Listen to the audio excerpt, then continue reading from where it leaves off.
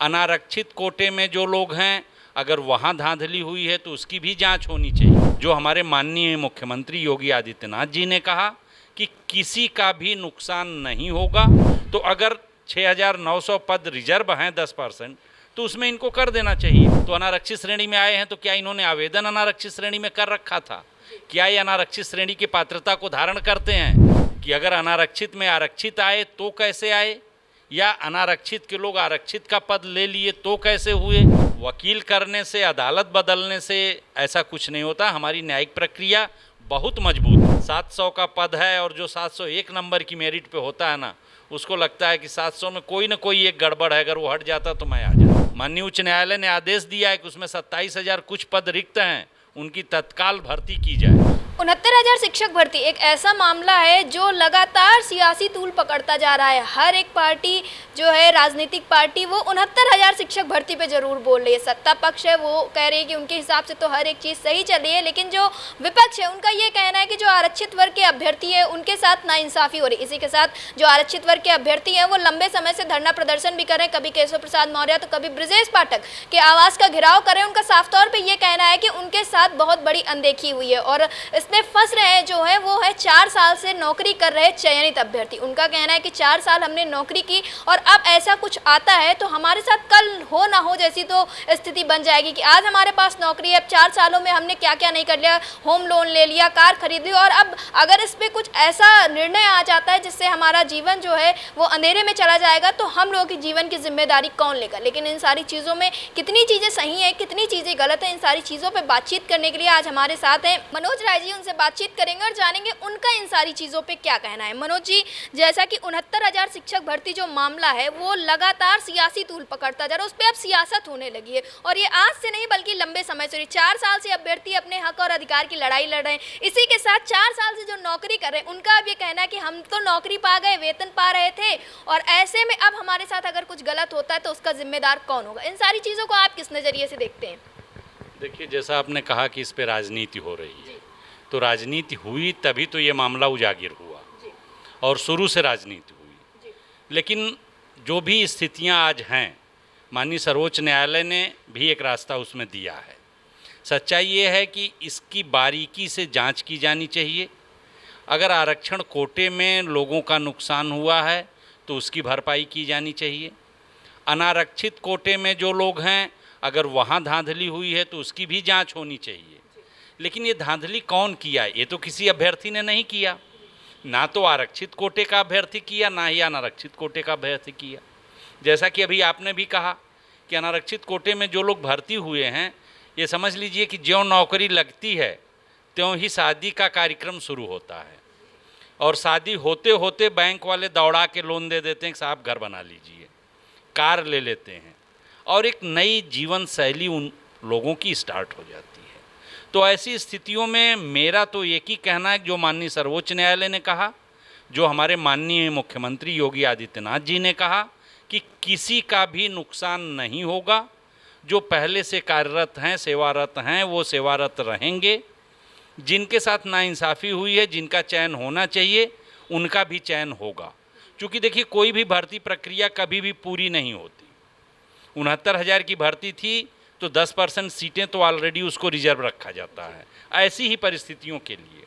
और ये परिस्थिति अगर आई है तो कुल मिला के 690-700 पद ऐसे हैं जो ये लोग कैलकुलेट करके, अभ्यर्थी जो नहीं चयनित हुए हैं वो कह रहे हैं कि इतने पद हमारे थे, हमारी भर्ती नहीं हुई। तो अगर 6,900 पद रिजर्व हैं 10%, तो उसमें इनको कर देना चाहिए। रही बात माननीय मुख्यमंत्री जी की तरफ से पटल पे जवाब आया कि इसमें 31,000 बैकवर्ड के लोग भर्ती हुए हैं, तमाम जगह कागजात आ रहे हैं। तो ये 31,000 कैसे हुए, जबकि उनकी सीट तो 18,595 की है अगर 27% को देखा जाए। तो अब ये अगर 31,000 हो गए, इसका मतलब ये अनारक्षित श्रेणी में आए हैं। तो अनारक्षित श्रेणी में आए हैं तो क्या इन्होंने आवेदन अनारक्षित श्रेणी में कर रखा था? क्या ये अनारक्षित श्रेणी की पात्रता को धारण करते हैं? अनारक्षित श्रेणी में जो भी लोग अभ्यर्थी होते हैं उनकी मैक्सिमम आयु लिमिट, जो एज लिमिट होती है, वो 35 साल की होती, जहाँ तक मैं जानता हूँ। उनका जो परसेंटेज, जो मेरिट बनता है, उसमें वो टीईटी पास करते हैं, तो अनारक्षित श्रेणी के लिए 90 नंबर होना आवश्यक है। तो ये सारी चीज़ों की जांच होनी चाहिए। कि अगर अनारक्षित में आरक्षित आए तो कैसे आए, या अनारक्षित के लोग आरक्षित का पद ले लिए तो कैसे हुए। मेरा जहाँ तक मानना है, देखिए न्यायालय है, न्यायालय दूध का दूध पानी का पानी करेगा, लेकिन ऐसे प्रकरणों में ये दोयम दर्जे के जो अधिकारी हैं उनके द्वारा ही कुछ न कुछ गड़बड़ होता है। इसलिए कि टॉप पोजीशन का जो अधिकारी होता है वो कभी भी हाई कोर्ट, माननीय सर्वोच्च न्यायालय जाने में बचता है, वो नहीं चाहता कि विवाद हो। मनोज जी, ऐसा अभी देखा गया है जो आरक्षित और अनारक्षित वर्ग के अभ्यर्थी हैं उनमें भी काफ़ी ज़्यादा क्लैश होने लगा। जो आरक्षित वर्ग के अभ्यर्थी हैं उनका ये कहना है कि जो ऑलरेडी 4 साल से काम कर रहे हैं, उनकी नियुक्ति हो गई, उनके पास पैसा है, वो बड़े से बड़ा वकील हायर कर लेंगे, सुप्रीम कोर्ट में केस जीतेंगे। हमारे पास अभी नौकरी नहीं है, हम खुद बेरोजगार हैं, दर दर भटक रहे हैं, और फिर हम अच्छा वकील अगर हायर नहीं कर पाएंगे, सरकार उनके हक में अगर फैसला सुना देती है तो नुकसान तो हमारा होगा, यानी कि आरक्षित वर्ग के अभ्यर्थियों का होगा। देखिए, आप प्रेस से हैं, मीडिया से हैं, माननीय सर्वोच्च न्यायालय या माननीय उच्च न्यायालय कभी भी महंगे वकील करने से फैसले नहीं देते हैं। यानी कि ये अभ्यर्थियों की बस सोचने की दशा है। केवल हमने 18 साल संघर्ष किया है पुरानी पेंशन के लिए, यहाँ से लेके और वहाँ तक जो टॉप वकील थे हमने भी उन्हीं को हायर किया था। लेकिन ऐसा कुछ नहीं होता, अगर आपके मुद्दे में दम होगा न्याय मिल जाएगा। वकील करने से, अदालत बदलने से ऐसा कुछ नहीं होता। हमारी न्यायिक प्रक्रिया बहुत मजबूत है, हमने तमाम प्रकरणों में देखा है। तो अभी आप लेटेस्ट वर्जन देखें, और इस समय जो है समाज के अंदर कहीं न कहीं से कुछ लोग लगे हैं जो आपसी भेदभाव फैला रहे हैं। और नौकरी एक ऐसी चीज़ होती है ना कि उस हर एक व्यक्ति को लगता है 700 का पद है, और जो 701 नंबर की मेरिट पे होता है ना, उसको लगता है कि 700 में कोई ना कोई एक गड़बड़ है, अगर वो हट जाता तो मैं आ जाता। तो ये एक सोच है। अब जो सेलेक्ट हो गया है वो तो सेलेक्ट हो गया है, उसके साथ तो अगर गड़बड़ होगा तो जाहिर सी बात है कि उसने अपनी मेरिट नहीं बनाई थी, उसने अपना सिलेक्शन लेटर नहीं साइन किया था, उसकी मेरिट अधिकारियों ने बनाई है और उसको सिलेक्शन लेटर अधिकारियों के द्वारा दिया गया है, तो उनको तो अपनी जिम्मेदारी तय करनी होगी। मेरा सीधा सा कहना है कि एक भी व्यक्ति जो सेवा में आ चुका है उसकी सेवा नहीं जानी चाहिए। एक भी व्यक्ति जो गड़बड़ियों के नाते सेवा में नहीं आ पाया उसको मिलना चाहिए। आपने बात की अधिकारियों की, और अभ्यर्थियों का भी साफ तौर पे यही कहना है कि जब विसंगतियां अधिकारियों के द्वारा की गई हैं और बाबा तो हर चीज़ पे जो है बुलडोजर चलवाते हैं, तो इन अधिकारियों के ऊपर कार्रवाई क्यों नहीं? हमको लगता है कि अब उस दिशा में जा रही है सरकार। अब कुछ विषयों में कुछ अधिकारियों पर कार्रवाई होने ही वाली है और ये हो के रहेगी। एक बार अगर ये सुनिश्चित कर लिया जाता, मेरे शिक्षा विभाग में मैं 3-4 प्रकरणों को बहुत ध्यान से आपको बताना चाहूँगा। पदोन्नति में आरक्षण गलत तरीके से दिया गया, और जिन लोगों को पदोन्नति दे दी गई वो हमारे SC ST वर्ग के भाई बंधु थे, और वो 2009 से लेके 2012-13 तक पदोन्नति पाते रहे। 2014 में माननीय उच्च न्यायालय के द्वारा उस प्रकरण को निरस्त किया गया। अब वो हेडमास्टर की कुर्सी पर बैठ चुके हैं और उनको हेडमास्टर के पद से हटा दिया गया, उनका वेतन फ्रीज किया गया। वो किस मानसिक उत्पीड़न में या मानसिक अवधारणा में रहे होंगे, ये सोचने की ज़रूरत है। वही चीज़ हमारे शिक्षा मित्रों के साथ हुआ, उनका समायोजन हुआ, और समायोजन भाई आप नीति बनाते हैं ना, हम तो बनाते नहीं। हमको तो आप जैसे कहते हैं हम वैसे करते हैं। हम तो अभी एक लाइन गलत बोल दें, 10 मिनट लेट हो जाएं, 15 मिनट पहले चले जाएं, तो हमारे सस्पेंशन की बात हो जाती है। तो एक शिक्षक की कोई पोजीशन आपने छोड़ी नहीं है, लेकिन जो व्यक्ति ये सब करता है उसके खिलाफ कार्रवाई तो होनी चाहिए, और इसमें भी होनी चाहिए। अभी तो एक और प्रकरण आया, आप 69,000 की बात कर रही हैं।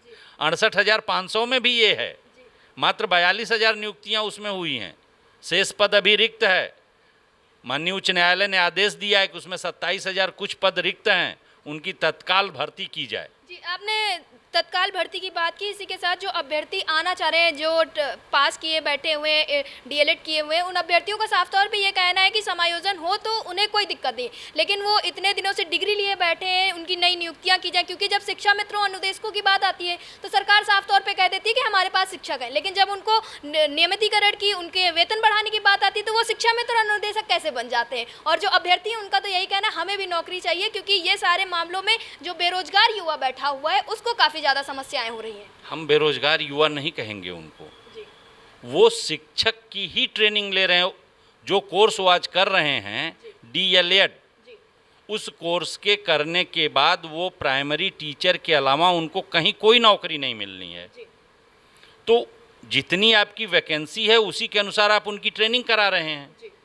हमारे विभाग की जो स्थितियां थी कि पहले हमारे यहाँ बीटीसी लोग होते थे, जब बीटीसी सीटें कम पड़ने लगी और एसएसए के तहत 1 किलोमीटर पर विद्यालय बनने लगे तो मुश्किलें आई। तो बीएड को जो है 1-1 महीने 3-3 महीने की ट्रेनिंग करा के रखा गया। फिर कुछ लोग कोर्ट चले गए, उन्होंने कहा कि बीएड को क्यों, बीटीसी की सीटें बढ़ाई जाएं। बीटीसी की सीटें बढ़ी, डीएलएड कर दिया गया। अब डीएलएड के तहत हर साल इतने बच्चे ट्रेंड हो रहे हैं। 4 साल का कोर्स है, इंटरमीडिएट पास करने के बाद ही बच्चा 4 साल का कोर्स करता है डीएलएड का, तो उसकी तो उम्मीद यही होती है ना कि वो प्राथमिक का टीचर बनेगा। और पहले भी ऐसा था, बीटीसी एक कॉन्ट्रैक्ट होता था, जो बीटीसी कर लेता था वो 5 से 6 साल के अंदर नियुक्त हो जाता था।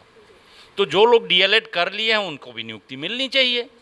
वो बेरोजगार उनको नहीं कहना, वो तो डीएलएड का मतलब वो शिक्षक की ट्रेनिंग ले रहे हैं, उनको शिक्षक बनना है। लेकिन नियुक्ति हो कहाँ रही है?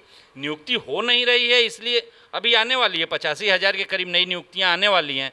लेकिन जो ये बच्चे हैं, हमको लगता है कि 2017 के बाद कोई विज्ञापन नहीं आया है, 2017 के बाद कोई विज्ञापन नहीं आया है और प्रतिवर्ष रिटायरमेंट होता जा रहा है।